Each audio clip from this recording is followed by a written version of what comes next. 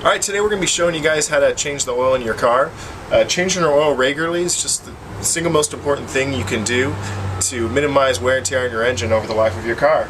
So why leave it up to Jiffy Lube when you can do it yourself? So I'm here to show you how, and let's get started.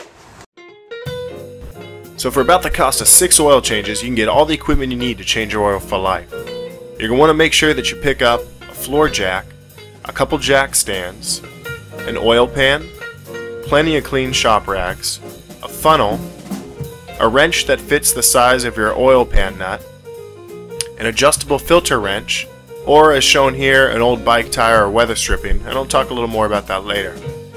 Then for each oil change, you're going to make sure you pick up enough quarts of oil to fill your pan. You can refer to your manufacturer's recommendations for that, and an oil filter. Always remember when picking oil filters, friends don't let friends buy Fram. Okay, now that you guys have the right equipment, let's get started by preparing the car to be jacked. Now you're going to spend about half your time doing the oil change just getting the car jacked up and making sure it's safe to get under, but this is a really important step and you want to make sure a couple things you don't forget to do. First off, you want to make sure that if your car is a manual transmission, it's in first gear or reverse. If it's an automatic, put it in park. This will prevent the car from rolling back. In addition to that, we want to put chocks underneath your back wheels. I use an old brick. You can use also a big rock, and you want to put it under both of the rear wheels. So once you've done that, now we can start to find a jack point for the car and get it off the ground. Okay, so now that you got your car blocked in the rear wheels, you got it in first gear, we're ready to get it off the ground.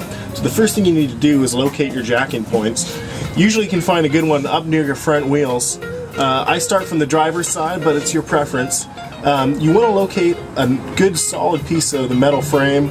On my car we have 2 nice bolts here that I'm going to be using as my jacking point. A real nice solid, it's not going to give. You want to avoid jacking off of anything plastic or anything like that. So each car is going to vary, so use your best judgment on where you do your jack. So the first thing we want to do is get our jack in place.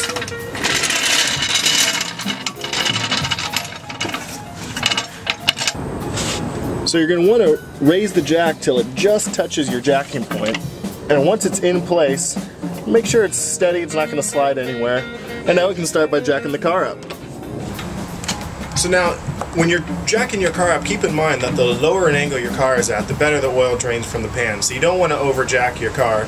Just jack it up enough to get your jack stands underneath and give you room to maneuver once you're under the car. So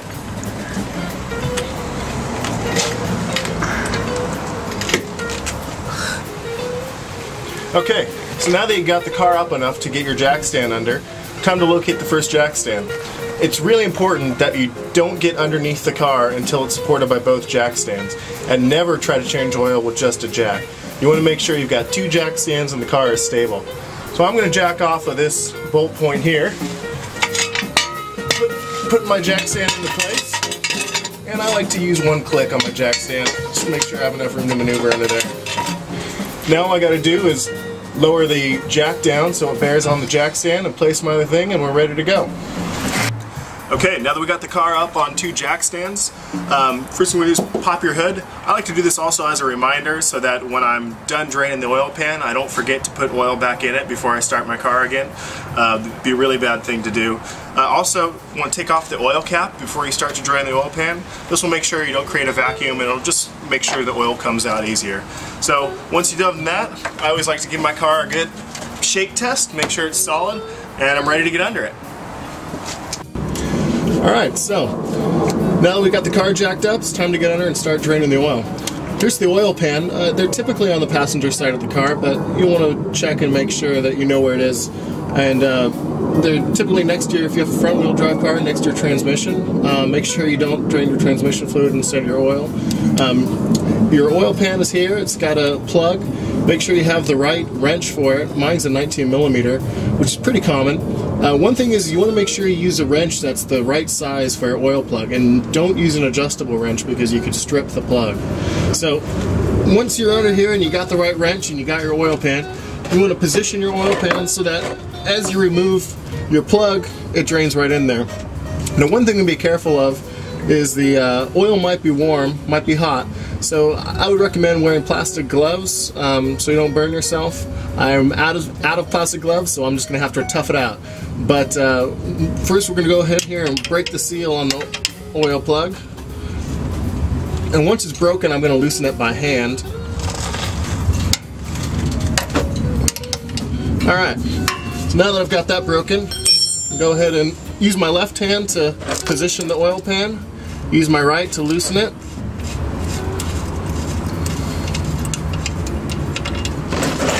And there you go.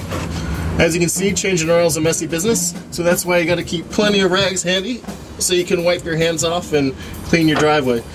If you do spill any oil in your driveway, I recommend cleaning it up immediately just to make sure it doesn't run into the sewers. So now we're going to let that drain for a little bit and we'll come back to it. Alright, so the plug's ready to go back once the oil's reached a slow drip. That's about as much as you're going to be able to get out of it. So go ahead and put the plug in place, making sure that the washer is still in place. Some cars have a plastic washer here, so make sure that doesn't fall into the pan. You're going to want to hand tighten the plug back into place. And it's really important that once you do tighten it down with a wrench, you not over tighten it. I'm going to go ahead and just clean the pan up with a rag real quick. It's good to keep it clean, so afterwards when you check for leaks, you'll be able to see that it's not just leftover oil from draining the pan here. So now that that's hand tightened, I'm going to go ahead and take my wrench and just give it a quick turn.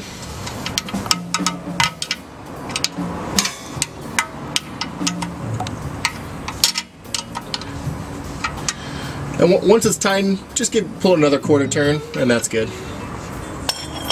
Alright, now we're ready to replace the filter. Alright, so once we're ready for the new filter, there's just a couple things we need to do to prep it before it's ready to be put on. So before I get into the car, I'm going to go ahead and pre-fill this about halfway, and what that does is just make sure that there's oil in this filter when we put it on so it doesn't seize up.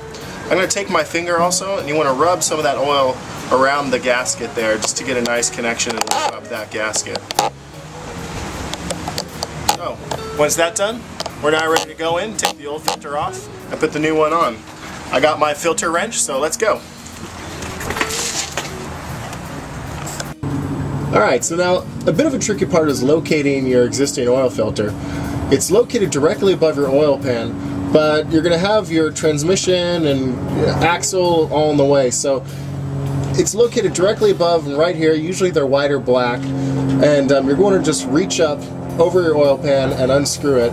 Now they're usually hand tightened, so you shouldn't have a problem unscrewing it with a hand, but if you do, then it's time to use your adjustable filter wrench or your old bike tire or weather stripping. So you want to make sure before you start to unscrew it that you do position the oil pan underneath it. This is just to save you a mess, because there is going to be oil in this filter when you screw it off. So this one came off nice and easy. Adjust the oil pan, make sure you're catching any of that oil that's dripping down.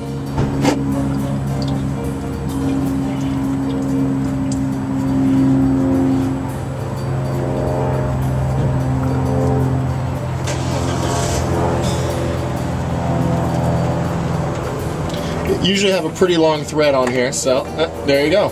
So now we have the existing oil filter off. I usually store it in the new box, and that way I can have something to transport it in for recycling. So if you don't have an oil filter wrench and you're having troubles getting your existing oil filter off by hand, what I do is I take an old bike tire or weather stripping, and that'll give you just enough grip that you need to be able to get it off. So you just want to wrap the weather stripping around it, tighten it up, and then that'll give you the grip that you need to be able to loosen it up. So it's a good tip to have if you don't have an adjustable oil filter wrench, and I find it's a lot easier to use because it's pliable and I can get it between the engine parts that way. So something to keep in mind. Alright, so now we're ready to put the new filter on. One thing you want to make sure before you do put the new filter in place is that the rubber gasket from the old existing filter isn't still on the filter mounting. Sometimes they can come off, I've never had it happen to me, but you just want to make sure and check, because if it is there, you'll have to remove it with your hands or with a little plastic penknife. Don't use a screwdriver, because that could, you know, leave chips up there, and you don't want to do that. So just make sure the gasket's on there, and go ahead and take the filter and screw it right back on to that filter mounting. And sometimes it's a little difficult to locate. There it is.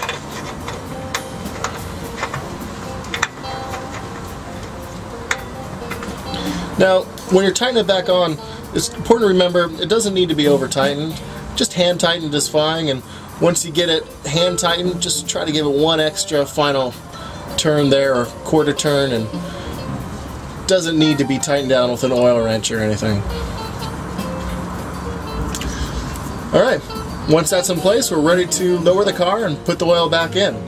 I'd check to make sure that you've remembered to put your plug back on, everything's cleaned up, we've got everything out of here, and we're ready to go. Okay, now that we've lowered the car and gotten everything set, ready to put the oil back in it, you're going to really make sure and check your manufacturer's recommendations for how much capacity your oil tank has. Most compact cars are 3 to 4 quarts. Mine is 3.5. So what you want to make sure to do is not fill up completely to the capacity. Leave about a half a quart or quart out of the pan before you start filling the oil up, and that way you can get it just to the right level. You want to really make sure you don't overfill your oil.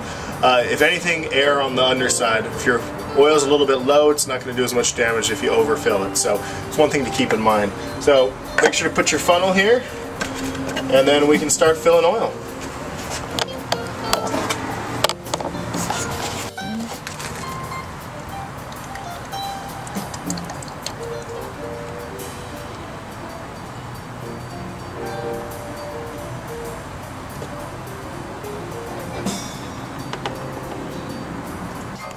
Alright, now that we've let the car set for about 5 minutes, let the oil settle, it's a good time to take the opportunity to start cleaning up.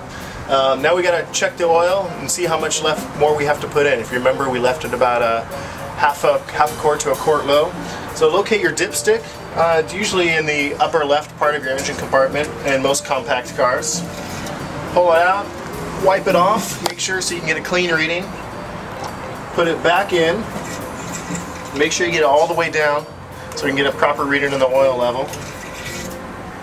Take it back out. Here you can see the gauge on the dipstick. We have an L for low there and an F for full. Again, the level there is usually about a quart in between, and you can see my oil line stops about right there, so I'm about a quarter of a quart full. I'm just going to go ahead and maybe just put an eighth of a quart in.